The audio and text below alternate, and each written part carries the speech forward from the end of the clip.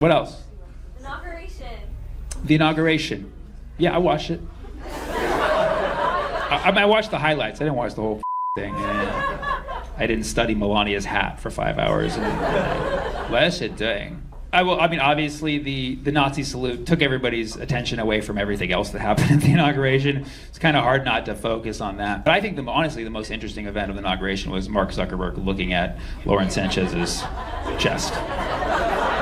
Like, that picture is never going away. Do you understand?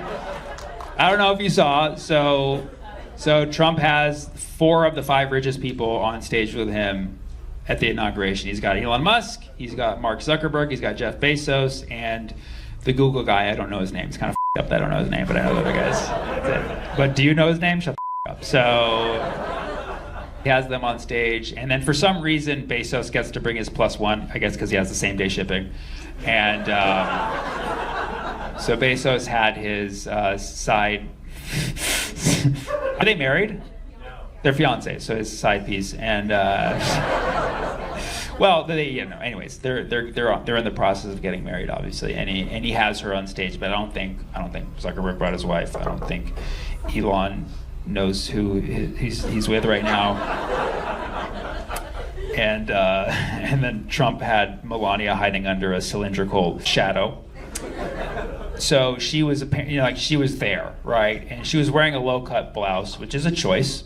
And Mark Zuckerberg was standing right over, and I don't know, bless the photographer who nailed that shot, because you think Zuckerberg is a billionaire. He has to be like, okay, when I go in public, people are going to be watching me, But for some reason, his metaverse glitched, and he, in a moment, he was looking at her low-cut blouse, and the photographer got it, perfect frame rate, nailed it. And that picture is not, sure, it's simple, it's just, boys will be boys, whatever. That's the baseline, Zuckerberg's got it in him, or whatever. Or, toxic masculinity, or however you want to see it. But that picture is more meaningful than that. That picture is the beginning of a divorce, okay? That picture. He's like, honey, let's go to the metaverse and sort this out.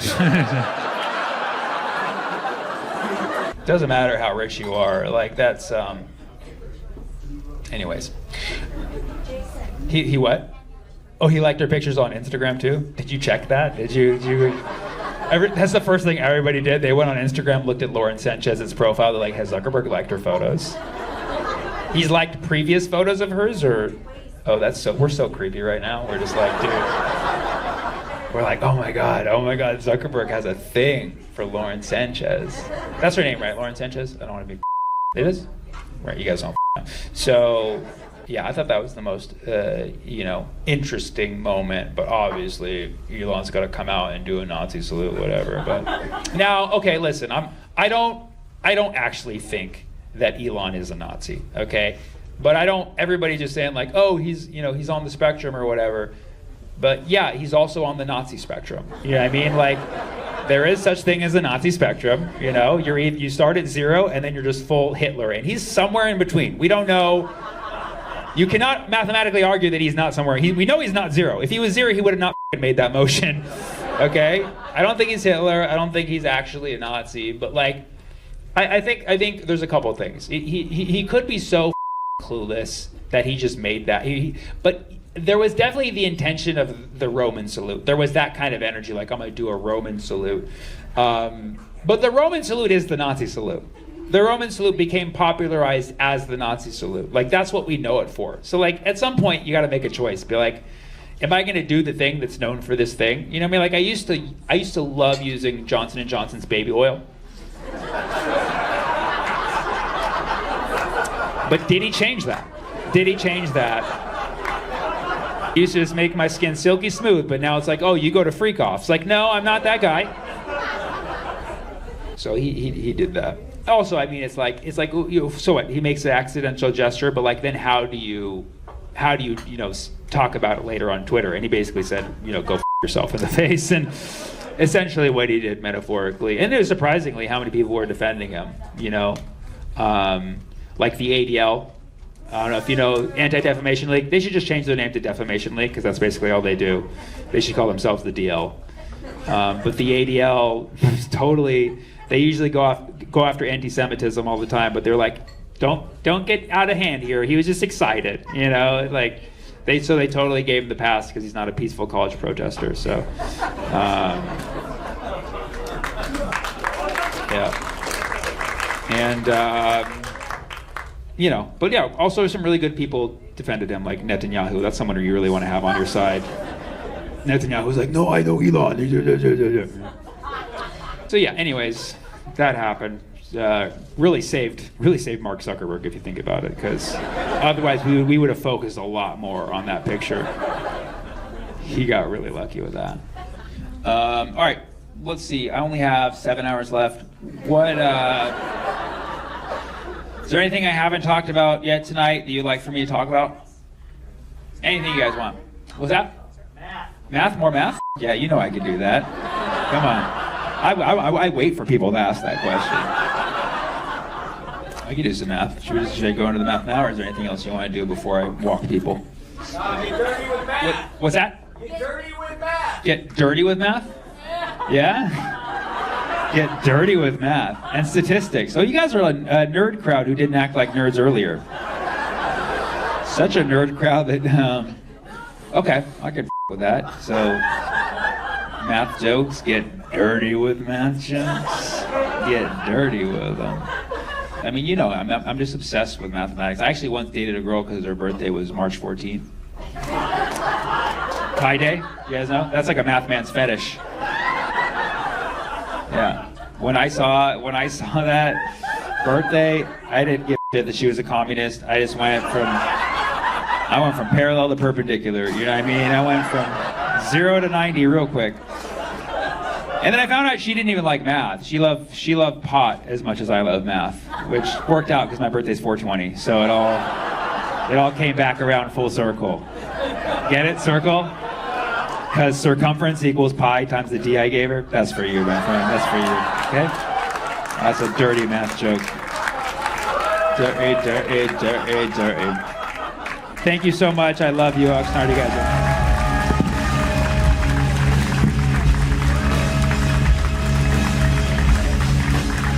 One more time for Sammy Obeid. Come on, guys. Keep clapping. Let them hear the love.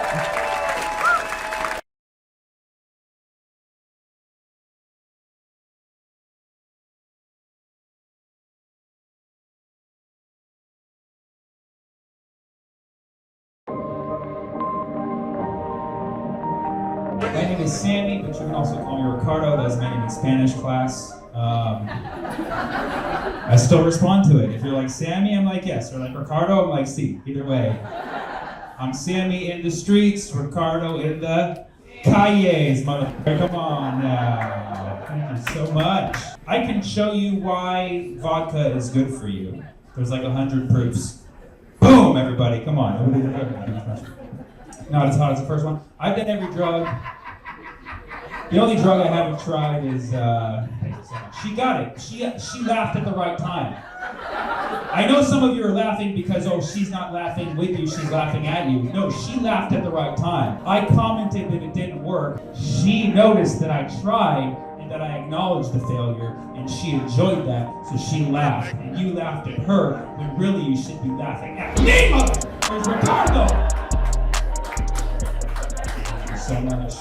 As I was saying, I've done most drugs. The only drug I haven't tried is heroin, but I have had a poppy seed bagel. And let me tell you, if heroin is like a poppy seed bagel toasted with a little bit of cream cheese, I'm all in, okay?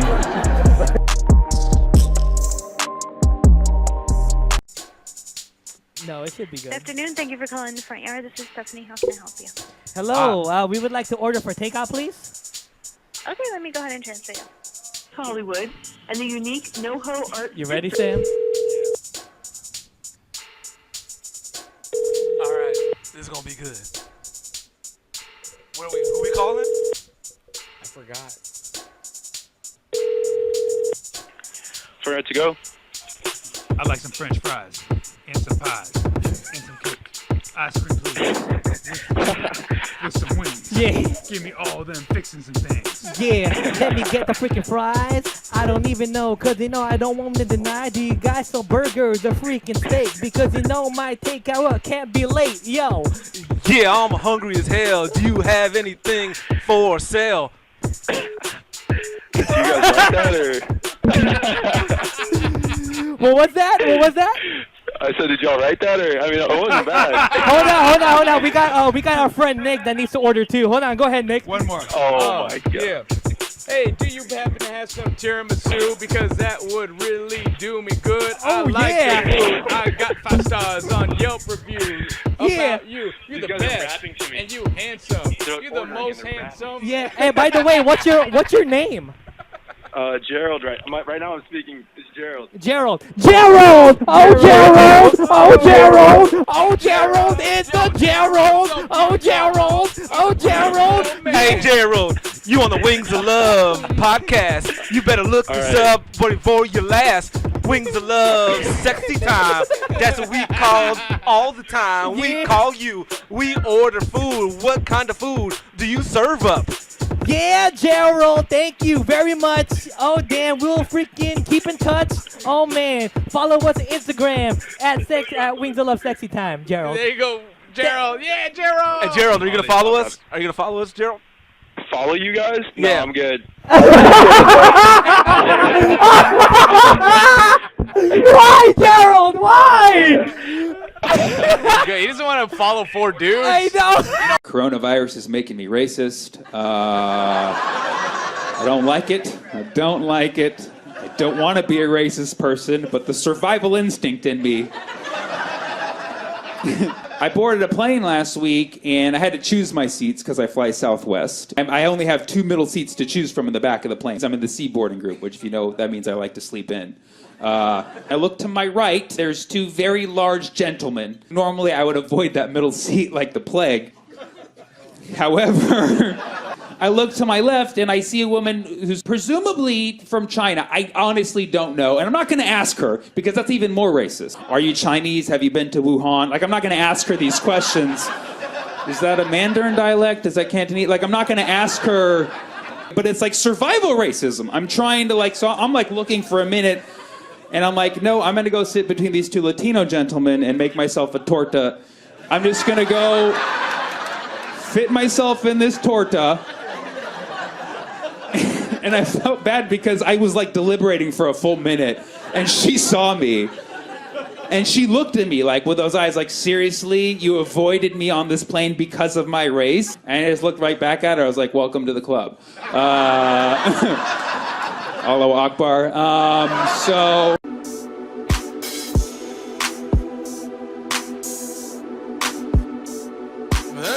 I be feeling like the man when I walk. It's like there's a serious thing going on in this country where there's people in this country who are pro-immigration, there's people who are against it.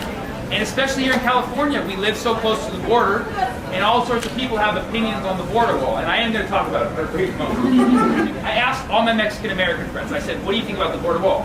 I was actually very surprised. I collected data on this. A lot of my Mexican-American friends are for the wall.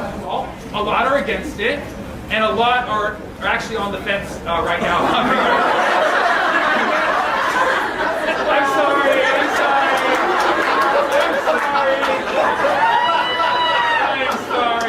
Is that offensive?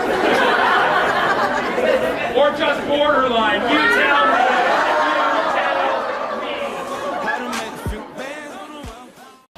What's up, everybody? This is Sammy Obeid.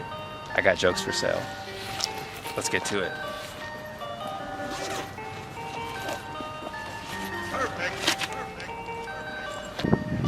Okay, so this first one's very family friendly. You could do it like a kid's party. It's very like heartwarming. So growing up, my sister was in Girl Scouts, but we're Middle Eastern, so she was in Brownies. $50 for that one. Great joke, it kills. You don't even have to be brown to tell it. It's just Girl Scouts is relatable to everyone. And even if it doesn't work for you, you could just sell it off for $100 and make some money, which is the Girl Scout way. So. Okay, this next one's a little edgy. Like, kind of like, you wouldn't tell this around the families unless they're like cool families. So my two friends are farmers. They own a cane plantation together. They're cocaine farmers. So I'm gonna sell that one for 40.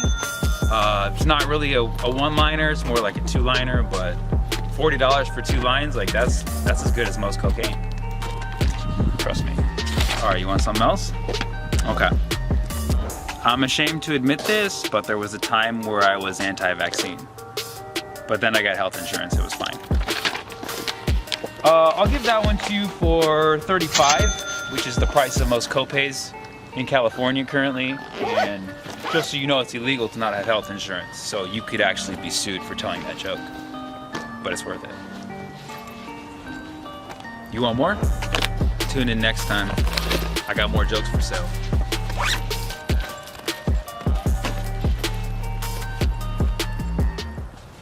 There's 2 types of depression. There's You think there's only 2? Traditionally it's a, You depressed or you not? Okay.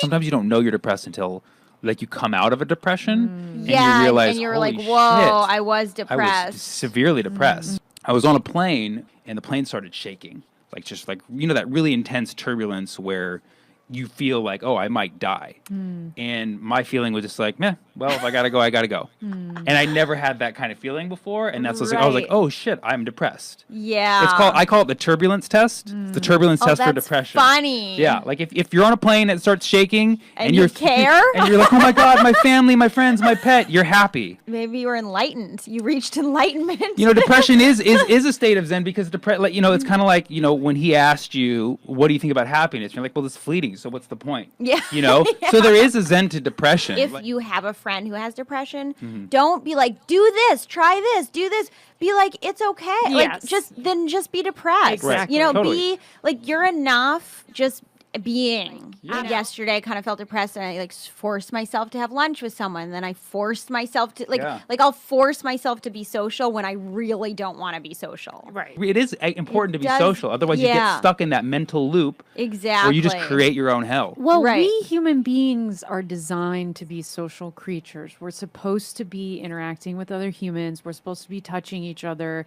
Yeah. We live in societies now where we're very isolated. We live in our own homes. We spend all our time on our computers. We're only interacting through social media. Yeah. This is actually against the biology that we're supposed to be in. So And it's against sexual harassment policy, too. Well, that's too. We're supposed to be touching each other, and she said it! Hey, this is Sammy Obeid, and welcome to Figure Blast, the show that Spencer on YouTube says sucks complete ass. Yes, complete. Meaning when we start a job, we get it done. Ain't no half-ass sucking around here, Spencer. The Fountain of Youth. Does it exist outside of CGI? Our society is obsessed with looking younger, feeling younger. Basically, everyone wants to be a full-blown 5-year-old. Kind of like Spencer. Should I do Botox, eat kale, or just feel good about how I look now by using the Old Face app? Well, there's one thing you haven't done yet, and that's the f***ing math. Fact. Human adults are anywhere from 55 to 70% water, averaging close to 60%. But as you get older, your body water declines to 40 to 50%. That's why older people look like they went through a dehydration process. And then babies are like 80% water, like little water balloons. You just throw them. That's why they're always sniffling and slobbering. Little water machines, these babies. And then of course, before that, we come from pure fluids, if you know what I mean. So really, aging is just drying. And drying is dying. So the secret to staying young is simple. Just drink more water and hold your pee. Drink more water, hold your pee. Drink more water, hold your pee. Isn't that crazy? The fountain of youth is just the fountain. Drink more water, hold your pee. You ever notice as you get older, you get up in the middle of the night to go pee more? That's your bladder trying to f***ing kill you. Stop it. Kegel. Drink more water, hold your pee. Kegel. Drink more water, hold your pee. Kegel. Kegel. Kegel. Kegel. Kegel. Kegel. Do you sweat a lot? Stop it. That's not good. Fact. The average adult loses 3 liters of water a day. But how much water do they tell us to drink a day? Only 2 liters. Well, that's strange.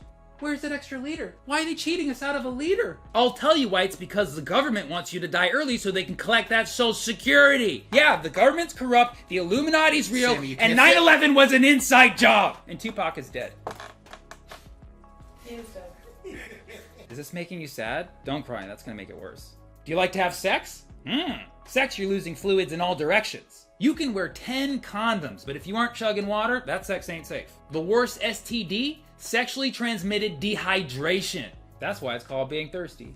According to the World Health Organization, the average male ejaculate is 3.7 milliliters, just shy of a teaspoon. Let's call it a low teaspoon. But the average adult male only has 53 liters of water, so if you do the math, JK, I did it for you, that's about 14,000 loads until you die.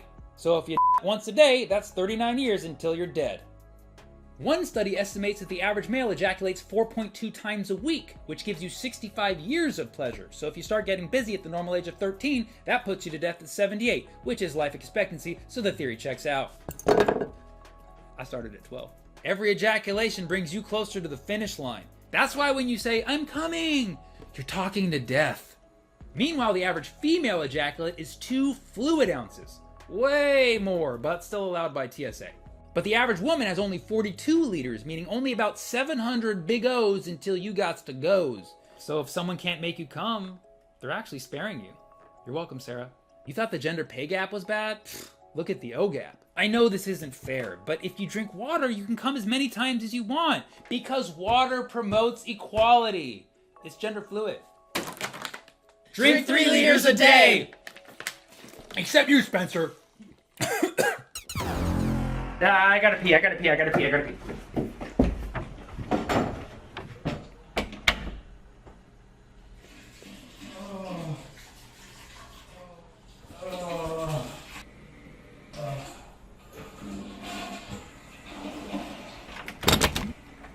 Wow, that was a good piss. Well, now I'm thirsty. Hey, I got 3 left. Oh, yeah? I got 699, jackass. My parents don't have accents, which really sucks for comedy, because accents are comedy gold, you know? Ethnic parents with no accent is like a diversity training video. It's boring. If I were to put my mom in a joke, I'm like, "Hey, Mom." She's like, "Hey, Sam." I'm like, "Get out of here. This is embarrassing me." Even worse, they support my comedy career. How disgusting is that? I'm like, "Hey, Dad, you want me to be a doctor, right?" He's like, "No, Sam, this is America. You can do whatever you want." Damn it, Dad! Where's my struggle? Hey, Grandma. Hello, Sammy. That's what I'm talking about, Grandma. Yes! Wait, say Trader Joe's. Trader Joe. Oh, beautiful. That's going in a joke. That's how she says it. Woo! Been eating organic. I don't like saying organic because when you say you eat organic, people think that you're better than them, you know? Which I do, but I don't want people to think that I think that. I think it's the hard G. It sounds like you're forcing your opinion. I eat organic, you know? I eat organic. Like, stop it. So I like to smooth it out. I made up my own ethnic pronunciation. I say, I eat organic. There's something smoother about it, right? Because if you're going to be obnoxious, just be fully obnoxious. You know what I mean? I'll go into a Whole Foods, like, "Excuse me, are these avocados organic?" Like, who the hell is this guy? And what country is he from? "I think you mean organic." I'm like, "No, I said organic." Organic. Like, wow, well, I guess the customer's always right. I guess they're organic. I'm like, yes, she said it, huh? I could even go further. "So they have no cholesterol?" I was like, who the hell is this guy? "Check my ID, I'm an organ donor." What? I had organic. I want you guys to feel how good it feels to say it. On the count of 3. 1, 2, 3. Organic! Yeah! It doesn't feel forced, right? It feels organic. Organic. So a good friend of mine was shopping for synagogues, and as you do, you maybe go on a retreat with like a youth-focused synagogue that gives you some whiskey on Shabbat. And I somehow found myself in Joshua Tree for a weekend on a Jewish retreat. And there was this woman there, we'll just call her Danielle. She just had this kind of like weird energy. And so you kind of like noticed it, but then like left it there. And a couple of my friends and I decided to go into this hot tub, midday Shabbat, 3 p.m. And we just extended an invite out to everybody there, like, if anybody wants to come join us in the hot tub, please. And so we got on our bathing suits, went into the hot tub. Again, it's 3 p.m. on Shabbat, the holy day, and we're there hanging out, and Danielle comes by, and without asking us or anything, she just removes all of her clothes and gets into the hot tub completely naked. And we're trying to be sex positive, so we don't really say anything. And as she's getting in, she says something disparaging about her body, like, "It's not much, but it's mine." And we're like, I don't know what to do with this. But anyway, we just tried to like make enough eye contact so that we weren't like being weird, but not too much eye contact so that we weren't like staring at her body or anything like that. And slowly, like, her foot is drifting over to my foot, and she's kind of like nodding off, like had clearly taken some Xanax or something.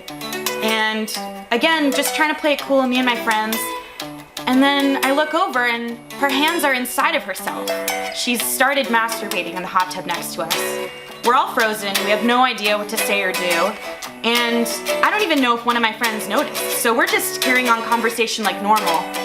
And at some point, I guess she finished, she decided to get out of the hot tub. Now, does she use the stairs like a normal person? Why bother when you can swing your legs over the side and bare your genitals to everybody standing on the other side of the fence? She walked back into the desert without her clothes, left them there by the hot tub, and wasn't seen again for 18 hours. I like to say she went to Joshua Tree on this Jewish retreat to get in touch with herself. This was a week for America, man. Like, let's not hide it. We live in a post-racial society. It's the era where people post hella racial on their social media. I have an idea how to cure racism. This is my idea. Old people will always be racist. There's nothing you can do about it. We're spending too much time trying to fight racism in old people, and it's a lost cause. They're going to be racist. The best we can do is keep them inside. Right? Right? Keep them indoors. That's the blessing of COVID, because COVID has taught us that we need to keep old people indoors. That was nature being like, yo, keep these racist motherfuckers inside or they will die, okay? Thanks, Sammy. So, I'm sorry. Unless you're a very youthful-minded, progressive person, over 50, got to stay inside. That's the rule. Now, young people, kids, this is the future. The future is only as racist as our children. Yes. Our children, we have to make sure they have friends of every race. Send them out there and make sure they're mingling with other races. Like when I was a kid, my parents made sure I had a friend of every race. I don't know if they did that. It's a social experiment, but it worked. Me too. Like, if you came to my 3rd grade birthday party, it was like a UN meeting at the bowling alley, all right? We were making decisions. We were like, China, present. What are we going to do about Iran? Are we going to strike or are we going to spare, huh? What are we going to do? My dad comes in with this Palestinian name tag. He's like, hey, guys, you want to hang out? I'm like, you don't even exist, Dad. Oh, God. But just like the UN, we sat there and did nothing. But anyways, we grew to be tolerant and understanding of each other, and that's what we got to do. Send the kids out and mingle. Old people, stay inside. Young, send them out to play with the kids. And then everyone in between, 18 to 50, you need to be having sex with as many multiracial people as you can. That's what it is. Hey. That's what it is. And listen, if you're in a committed relationship, I understand. I don't want to mess that up. Look in the mirror and look at your spouse or your significant other. Are they the same race as me? Ask yourself that. If they are, you both need to start around for justice. Okay? And if they are a different race, then you're in the clear. Stay committed. Do what you got to do. But that's what it is. And we can still practice social distancing, right? You can still say 6 feet apart, except when you're having sex. It'll be 6 or sex. That'll be the platform, right? So, in a nutshell, old people stay home, young send them out to play, and in the middle, other people of different races, every color under the sun, and that's how we're going to stop racism. Oh, hell yeah. You are a good-looking kid. With my, thank you so much. I am from Libya, specifically from the city of Benghazi, which is very well known for its food, I assume. Republicans would tweet stuff like Benghazi is not going away, and I'm like, well, I hope so. Welcome to So Happy Hour. And now your host, Sammy Obeid. Hey, how we doing? How we feeling? Yeah. Thank you. I'm your host, Sammy Obeid, aka homeless boy band Cholo. Who cares about style anymore, guys? It's still a pandemic. we're still at home, and my grandma actually got me this shirt for Christmas, which means it doesn't fit and it never will. One characteristic of grandma shirts. But you know what? I'm feeling a little bit loosey-goosey tonight. Just actually give me 20 minutes because... Oh, look at that, huh? Look at that, huh? See? That's how you know this show isn't done in front of a green screen. Can't wear green in front of a green screen. Little inside tip, huh? How's my hair not done looking? Did. Hell yeah. Yeah, thanks for joining. I know there's not a lot of fun stuff to do right now. It's crazy times still. New Orleans canceled Mardi Gras. Yeah, you're supposed to go on. It's due to COVID. Which is strange because the parade is known for people exposing themselves. Get it? Thank you so much, COVID. All right, you got it. You got it. Speaking of COVID, Dr. Fauci, aka the Fauci, was awarded a $1 million Israeli prize for defending science during the Trump administration. Yeah. In a close second for defending science during the Trump administration, gravity. I'm pretty sure to defend science in the Trump era, all you had to do was notice that it was raining. Don't know if you heard this story this week. 30 Taliban militants were killed in an explosion during bomb making class. Oh, God. Which means they passed. 38 pluses right there. That sets the curve pretty high. I'll tell you that much. This week, Wyoming, which is a state, they appointed their first black sheriff. Yeah. Oh. Yeah. So basically now there's no one left to pull over. I'm kidding. They still got Kanye occasionally. Sorry, that joke was too easy, if you know what I mean. Speaking of Kanye, Kim K finally filed for divorce. Yep, just today. So, which does answer that long living question, that ass do quit. Quit. Yeah. It's Black History Month. Anybody do something big for that? Any big acts of kindness? There's been some huge philanthropic actions this Black History Month. First of all, Michael Jordan donated $10 million to hospitals. Yes. Thanks to the donations from various Americans, Black Panther Fred Hampton's home is now preserved as a museum. And perhaps the biggest donation of them all, Rush Limbaugh died. Very good Black History Month. There's currently a feud going on in the Republican Party. I don't know if you guys heard, but Trump called Mitch McConnell a hack. You guys hear that? Yeah, Trump. Mitch McConnell actually did fire back with a Trump joke, and then Trump was like, "See, prove my point. Trump jokes are hack." So that's why I made 3 already today. So I don't know if you know this, but there was a President's Day auction this week in Massachusetts where many rare presidential artifacts were sold off, including a lock of George Washington's hair, JFK's Harvard sweatshirt, and then the rarest item was a signed check from Donald Trump for the amount promised. You say they're a hack and then you do them. But actually, the reason we bring this up is because that auction was a lot of people volunteered their time for it, and we actually have one of the curators from that auction. So I'd like you all to welcome our guest. Her name is Greasy Hands Joanie. Am I saying that right? Greasy Hands Joanie? Oh, hi, everybody. Hey. I had a little bit of trouble with the door because of these. Oh, God. Joanie, so can you just tell us what's with the greasy hands? Oh, these? Yeah. You put them. Yeah, you can put them down. That's probably. Oh, these are just my natural fluids. Really natural. Okay, well, that's fine, I guess. I'm going to be showing you some priceless artifacts. Sure, yeah, we'd love to see some things. Yeah, you have to hold them up in front of the camera. Okay. With these. You really don't have to, Joanie. First up, well, I'm the curator, so here we go. This nice picture. This is the Tool Land by Sea lantern by right here. It's actually a Ming Dynasty, one of $8 billion.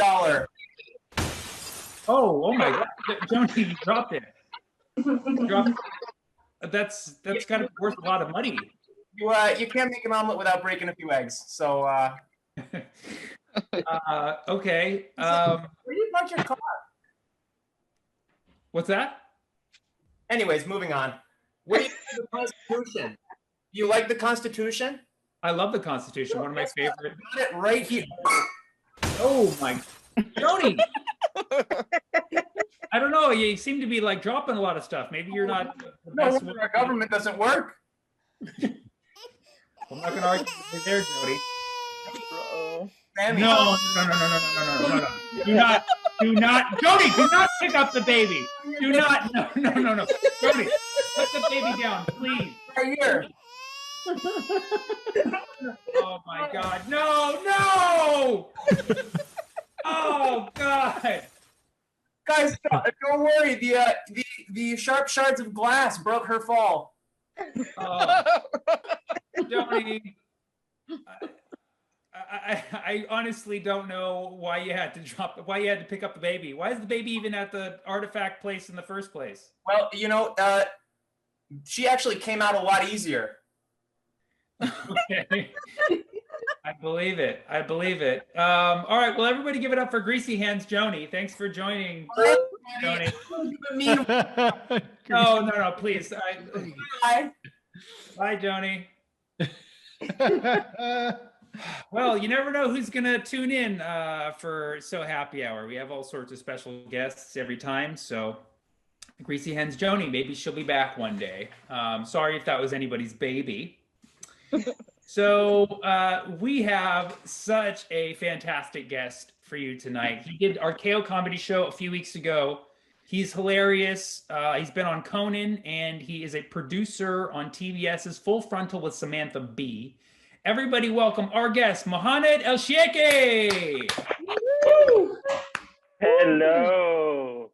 Hey, how you doing, man? Doing good, man. How about you? Nice hair. What's that? Oh. You're killing it. Amazing. Oh, you are too. We have a similar swoop going on. We have a similar angle going on with the hair. I like it. Well, yeah, I don't like this side of my forehead. I always hide it. Too much forehead. Yeah, man. You look good. You look like you're hanging in there. Yeah. You're in Brooklyn, right? I am in Brooklyn. Yeah. So you started comedy in Portland, is that correct? Or at least in the state? Yeah. Yeah, I started in Portland, Oregon. Yeah. So you went to college there, and I believe you got a degree in it. What was it? It was a business degree from Portland State with emphasis in supply management. Yeah. I have no idea what that is, but I did get a degree in that. Can you tell us when we're going to run out of jokes? I think when we no longer have demand, that's the only thing I understand. Yeah. I mean, I've never. Yeah. What's that? Yeah, the demand curve slopes down, doesn't it? Exactly. Yeah. It's not looking good. Yeah. Thank you so much for. Let's mute that person. So you started comedy at Portland State. And you moved to New York. It's better. I know when you were in Oregon, you received the award for Best Undiscovered Comedian. Yeah. How does it feel to be honored and not honored at the same time? It is. They were like, congrats, no one knows who you are. We asked all around the states, and we were like, in Oregon, no one gives a fuck about this guy. So congrats. Yeah, well, it's nice. It's nice to know because you went from business to comedy. I mean, how does it feel to know that you took the same career path as me? So I guess we're on the same Zoom, so it all makes sense. Yeah, really, really killing it, So you're currently working on Full Frontal? Is it still in production right now at the moment? Yeah, so in production. Yeah. We're all working from home now. That's cool. So did they give you certain hours that you have to tune in, or is it like the honor system? It is pretty much the honor system, yeah. Because we work based on the news cycle. If there's something happening, we're on, no matter what time it is. It's midnight, we're on at midnight. That's why I'm glad Trump is no longer president. Less working hours. Right.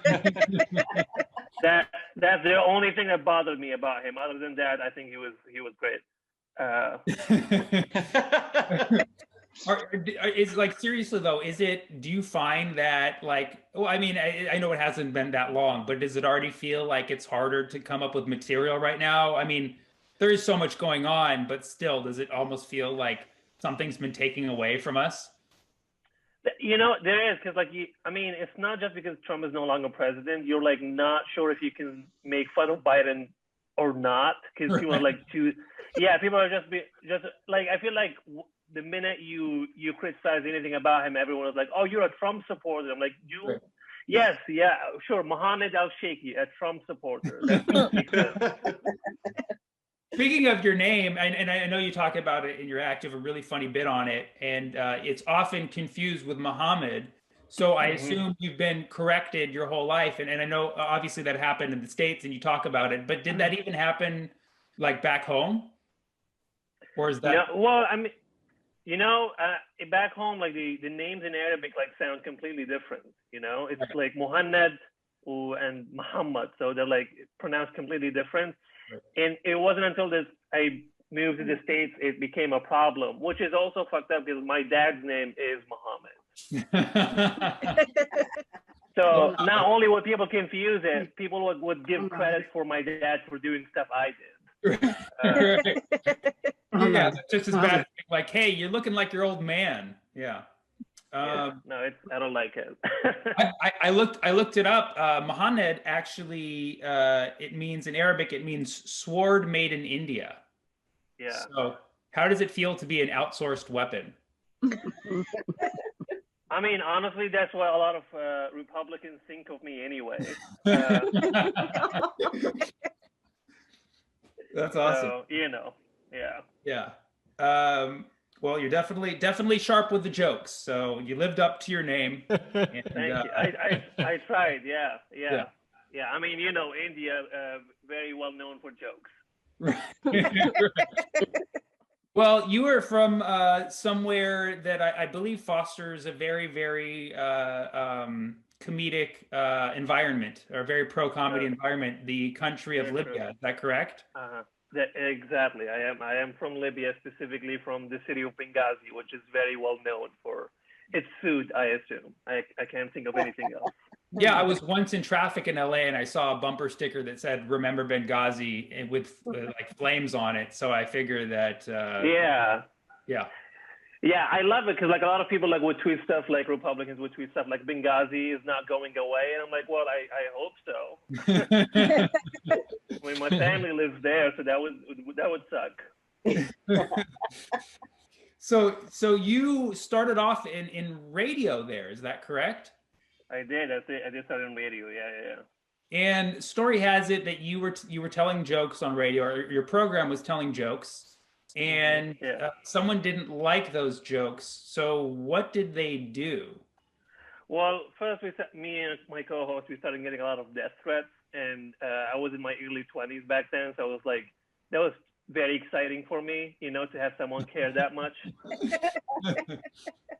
I'm like, hell yeah, man! And then eventually, the radio station was burned to the ground, so we had to cancel the show. Yeah. So that's true cancel culture. If we're that is probably one of the worst forms of heckling out there, is burning down the place where you make the jokes. Yeah, exactly. Yeah, I'm like, well, I guess we know the feedback. Yeah. A bit harsh, but respectable, you know. So once it was burned down, what did you do? Did you say that I'm not going to do radio anymore? Did you, at that point, did you start your move to the States? Like, what was your next move after literally seeing? Yeah. I stayed in Libya for a while after, like I was, because I had my job and I was going to school as well, and I did a lot of like translation and like work and stuff like that, I work as an interpreter, so like when journalists come and like cover what was happening in Libya and whatnot, I was the person they take to the front lines and stuff.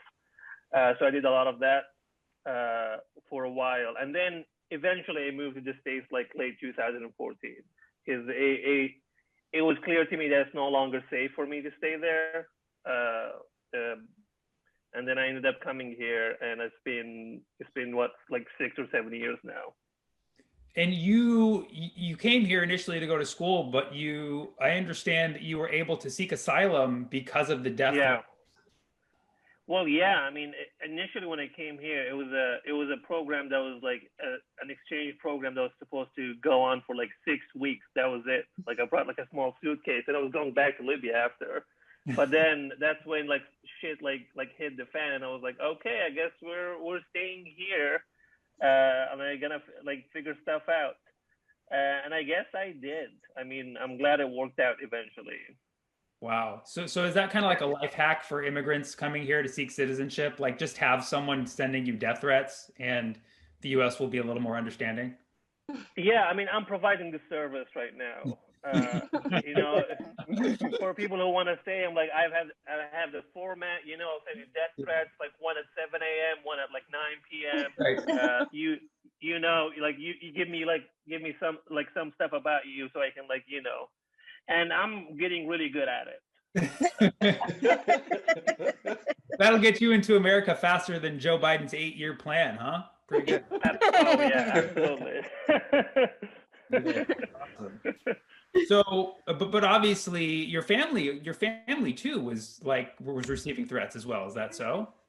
Well, they did, but it was mostly because people were expecting me to go back, but then they moved out of the city too. They moved to another city, so that stopped, which was good.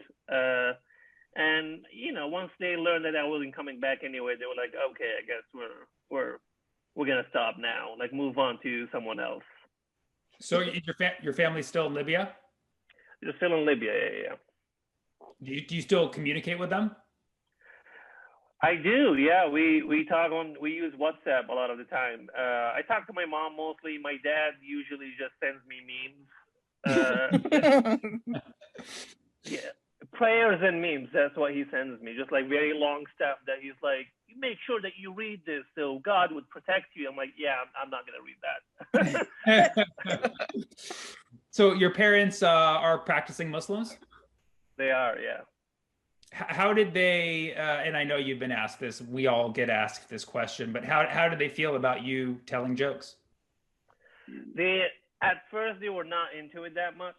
Well, they were not into it. They were just like, oh yeah, nice hobby, I guess, as long as you get like a college degree. And I think they didn't take it seriously until I got my first TV spot, and then they were like, "Oh, okay." We were always very supportive of our kids, always thought you were funny. Yeah, glad that you did not pursue business. Mom always believed in you. And money. I like how they waited for the TV spot to take it seriously. Like, the death threats weren't good enough. Yeah, absolutely not. No, absolutely. They had to see a 7-foot long white man say Muhammad El Sheikhi. Right. To be like, this is good. Yeah, this is seems like it's paying off. Yeah, career in radio, death threats, Conan, right? Exactly. Yep. Cool. That's awesome. So you were in Portland for what? You said 4 or 5 years? Yeah, I would say 5 years. Yeah. Do you miss Portland? I miss everything about Portland except the people. I sincerely think Portland is a perfect city despite everyone who lives there. But I imagine you did make some friends there. I totally know what you mean, but I love Portland as a city. But like, do you have an example of like somebody, or or like an instance where somebody was just annoying as shit? Well, I mean, honestly, it's just like the culture there is just like very like, like everyone is like, like they say like Portland is like nice but not kind, Right. So everyone's just like very nice to you and stuff, but like they're like just so passive aggressive. It just like eats you inside, and that's why like I said like I was like I'm not gonna have roommates anymore because it was just like if I read like one more like post-it note, I'll just kill myself. And I know while you were out there, you were doing gigs, and I think you had a really cool gig in Spokane, Washington. Yeah. Where you got to Greyhound home, and that was fun. That was really fun. It's unfortunately the first thing that pops up when you Google my name, which is fantastic for me. Because I was doing a gig in Spokane, Washington, and while I was going back on the Greyhound bus, because I believe that the best art comes from torture, so I had to take that. And I got the bus got stopped, and I got like taken out of the bus by Border Patrol, who were like accused me of being here illegally and taking my papers. It just makes me which so was sad which to was go very to the website. and then I like the whole thing happened, and like it was just fucked up. But then I tweeted about it, and that like thread went viral, and I got like it was like all over the news and stuff for 2 weeks, which was it was not great, especially like there were like 2 weeks of my life the whole nation learned that I like take Greyhound buses. It really sucked for my brand,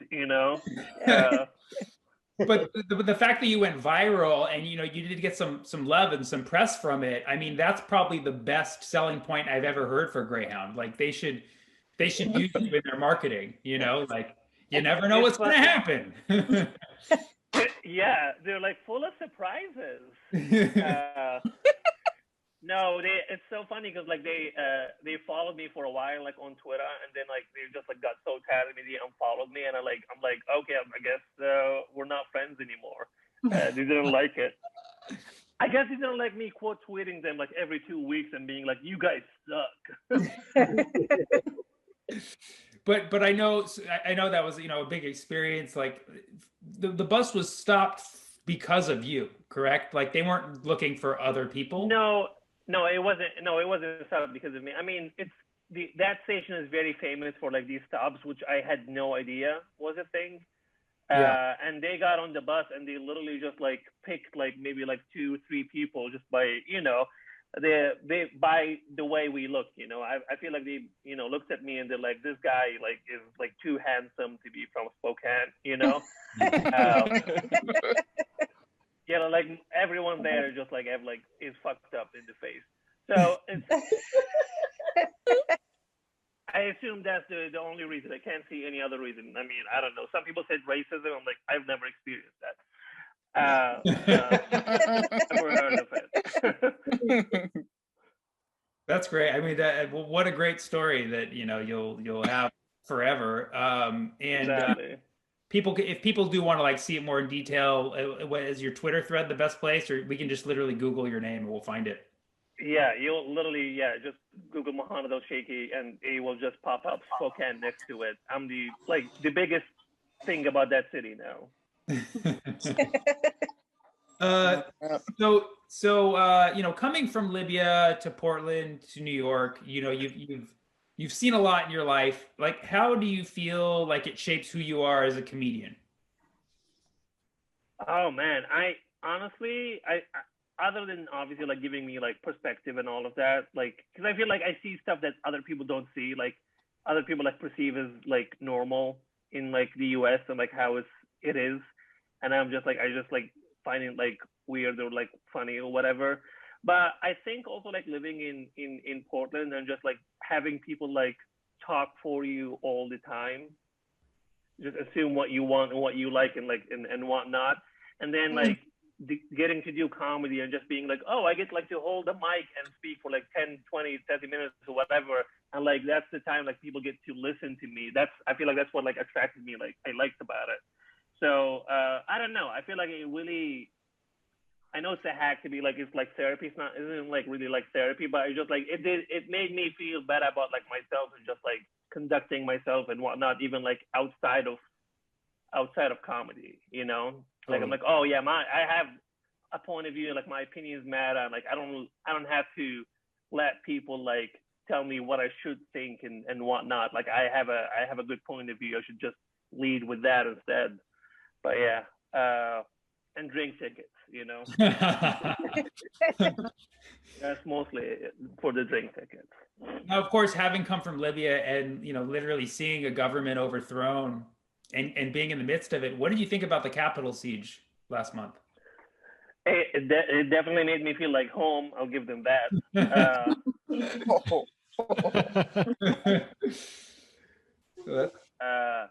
It was wild. It was just like, and I mean, like the thing about like being from there is just like you kind of like see these things coming. Yeah. Because I feel like when Trump was elected, like there were like so many stuff that I was like, oh no, I'll tell you what, because like you're living in the movie now. I've read the book. I know exactly what's gonna happen next. I was like the guy, like when you're watching a movie with someone like, oh, watch this, like this is gonna happen next. This guy's gonna like have a Muslim band right now. And everyone was like, there's no way, and then he does it. But yeah, I don't know. It was fucked up, but hopefully it won't happen again. We'll see. Yeah, definitely. But having moved to Portland and then now in Brooklyn, we actually we have a game for you. We're gonna play. Okay. So, because I know that Portland, I know you're joking about the people in Portland, but Brooklyn, there's got to be some parallels there, So we understand that like Portland and Brooklyn are both like notorious for their hipsters, yeah. But they're different. They're not identical. So we're gonna play a game called Name That Hipster, and I'm gonna throw this over to JP. JP, you want to explain this game for us? Oh yeah, I am Ace Bennett. And I'm going to be playing 3 different real-life hipsters, and you're going to guess where I live. Is it Portland or Brooklyn? You guys ready? Okay. Hell yeah. All right. Hipster number 1. I opened a store where I sell miniature murder houses. I take actual real-life murder scenes and replicate them in dollhouses. And it's quite a bargain, only $3,000 to $5,000 each. I in Portland or Brooklyn? You're in Portland. I'm gonna go with Portland too, because people actually do get murdered in New York, and it's not as funny. That's correct.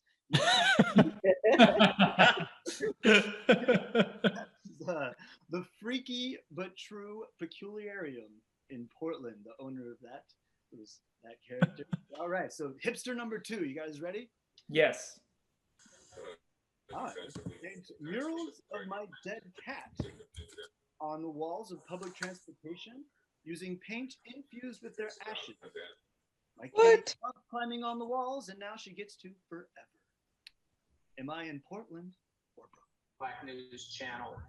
I say Brooklyn. You're in Brooklyn. But you didn't win, but what can you take away there? Can we mute David? All right, good. Yeah, I'm gonna go ahead and say Brooklyn as well, because public transportation, people get experimental, and Yeah, no one paints in Portland on public transportation. You guys sure know your hipster scenes. Yeah. All right. Great. Number 3. So I always wanted to sell gardening equipment, and I had a goth streak, so I thought I could combine the two, and now I strictly only sell plants that look sad, taxidermy equipment, and animal skulls. You say it's a little morbid, I say it's eccentric. Am I in Brooklyn or Portland? I mean, I should answer Portland alone just off of Mohammed's confidence there. But I would think Portland too because of the abundance of animals in the surrounding forests. You guys are good. You guys are really good. I'm not proud to say I know white people too well. Well, thanks for playing, everybody. Thank you, Ace. Give it up for Ace, everybody. All right. Okay, we have another game for you. Also, playing off of where you've been, where you're from, and this game's called Libya or Fibia. And yes, I definitely approved of that title. To explain this game, we're going to throw it to our resident Keith. Give it up for Keith, everybody. Yes. How you all doing? Good. Good. So, game is pretty simple. We're putting in your knowledge of Libya to the test. I'll be asking each of you 3 questions in alternating fashion, starting with you, Mohammed. And yeah, see if you are really knowledgeable about your homeland. And Sammy. I didn't know that I was supposed to be playing this game. I just want to acknowledge it's kind of unfair that I'm not from Libya, so I don't know why I should be answering questions about I'm Lebanese. Yet this is Libya, not Lebanon. No. I mean it's the same country. It's so many people. Same country. Okay, all right. Yeah. All right. Well, if Mohammed says so, then I guess let's do it. All right. First question for you, Mohammed. Tripoli. I'm sorry if I'm mispronouncing that. Has been known for its whitewashed buildings along the blue waters of the Mediterranean, giving it the nickname, the what of the Mediterranean? See, I know it in Arabic, but it's like in English, I don't know how it translates, like the pride of the sea. Is that what it is? I'll read it one more time. Tripoli has been known for its whitewashed buildings along the blue waters of the Mediterranean, giving it the nickname, the what of the Mediterranean?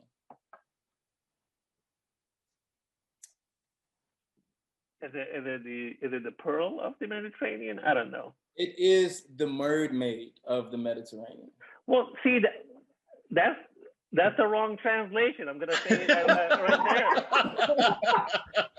That's exactly what I thought. In Arabic, it doesn't translate that way. It translates as like bride, as like groom and bride. That's what it translates to. Wow. Yeah. So what we proved here is that I know too much about it. Sammy, your first question is a true and false question. Okay. True or false? Libya is spelled Libya. I'm gonna go with true. Very good, Sammy. That's very good. Thank you. All right, this game's not so bad. Wow. Okay, Mohammed, question number 2. What is the 5th most populous city in Libya, and what is the population size? It's Tripoli, and it's 1.5 million. Say one more time. The most populated city is Tripoli, and it has 1.5 million. The 5th most. The 5th most. Are you asking me to spell 5th? Is that what you're saying? No. 1, okay. 2, 3, 4, okay. 5. Okay. Hold on. Is it Al Baida? Is that it? That is correct. Wow. Wow. That is Wow, you're good at this game. Yeah. That's the population size. It is definitely less than 1 million. I would say maybe like 400,000, 500,000. Not quite. 200. Okay. 209,000. Okay. Yeah. That was very good, though. The fact that you guessed the fifth is very. Yeah. Yeah, but ultimately he got it wrong. Okay, what's my? Very true, Sammy. Sammy, let's see if you could get this one. True or false? Again, true or false? Libya is what houses a woman's clitoris. Well, I'm gonna have to go with Fibia on this one. That is. That is correct. That is correct. Great, love this game. Mohammed, back to you. What is the Libyan GDP per capita, rounding to the nearest dollar? I didn't know we had money there.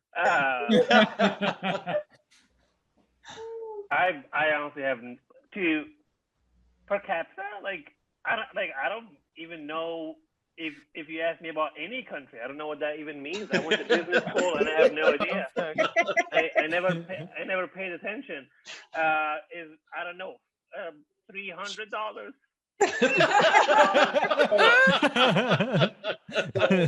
For one, it was a trick question. Libyans use the Libyan dinar. They don't use dollars. I tried to convert it in my head. That's what I did.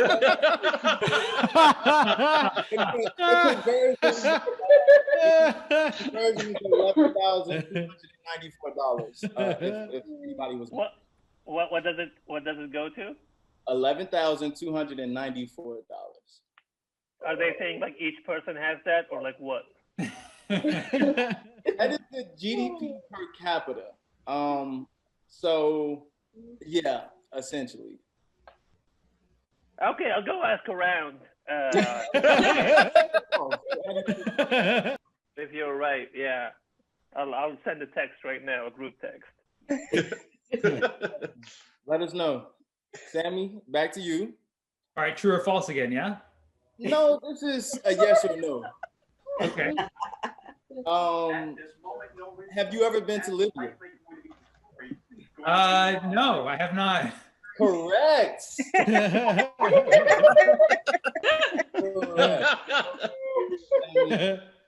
This is very good. So we're down to our final round. This will be a question for both of you. Whoever gets this right wins the game, and you get a free rub and tug from Greasy Hands, Johnny. So I don't know if you both are excited about that, but for all the marbles, what year did the UN lift economic sanctions on?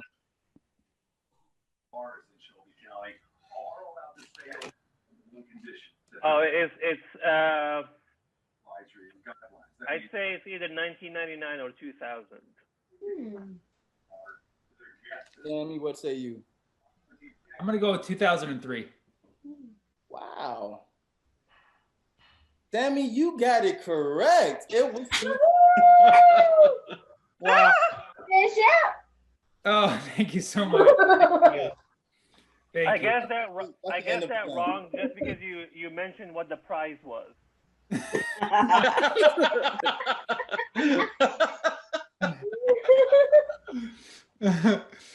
Oh man, that's great. Great job. That was Libya or Fibia. Give it up for Keith, everybody. Thank you so much. Great question. Yeah, what can I say? I'm pretty worldly, pretty knowledgeable of the world. So Mohammed, thank you so much for joining us and doing this show. I really appreciate it. I know you're a busy guy. Thank you, man. And Thank you for having me. Yeah. Of course. And I know you, like you said, you work as a producer on Full Frontal with Samantha Bee. So, if you don't mind putting your producer hat on for a second, any suggestions on what we could do to make this show good? I'd say people who don't turn their mics on, I would say just like ban them from the show. I think it's pretty fair. You know, this is like being at a comedy club and then just being like, oh yeah, I will not laugh or breathe. You will not. Put a duct tape right here. Absolutely not. Also, please hide my face. No one gets to see me. I honestly say, if everyone had their cameras on and mics on, this would be the best show I'd say in the world, like including Libya. You know? Yeah. Great. So stricter cam on, mic on requirements. Absolutely, 100%. Great. I think after he answered that, we should be seeing about 10 more faces at least right now. Yep. Great. So yeah, thank you so much for doing the show. We really appreciate you, and you know, everybody can check you out. Where can people find you? You can find me on Twitter. That's where I'm at mostly. You'll find me tweeting and deleting there. Great, awesome. And so, Swab just commented, FY Mohammed is correct that in Arabic it is the bride of the sea. So why did I see Sword of India? Mohammed, do you feel like one of those is more accurate than the other? Yeah, it's the bride of the sea. It's the one I said because I'm always correct. Great. Well, everybody check out Mohammed's Twitter, and you can follow him on Twitter, Instagram, check out his website, read more about his stories. Once again, thank you so much for joining us, Mohammed. We really appreciate it. Thank you so much, man. Thank you everyone. Appreciate it. Our pleasure. Now, let's welcome, we have an amazing musical guest joining us. She's also done the KHÓI show before, and she crushed it. She was voted Las Vegas's best comedian in 2020, and you can catch her as well on TikTok. Everybody give it up for Sarah Hester Ross!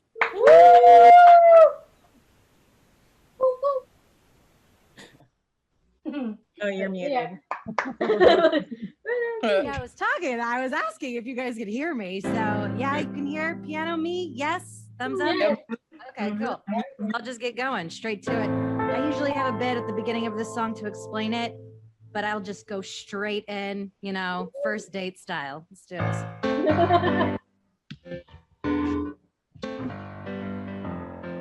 My agent gave me a call. He said, I got some great news. Hey, Red, I think I've got a job for you.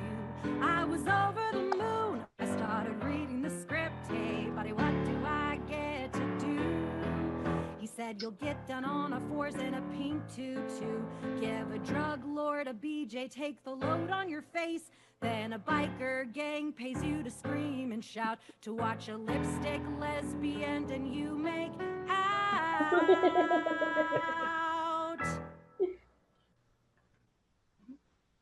What the? Hold on, Red. I can see you're confused. Hold on, Red. Here's the good news. Hold on, Red. My career's about to explode. It's not porn.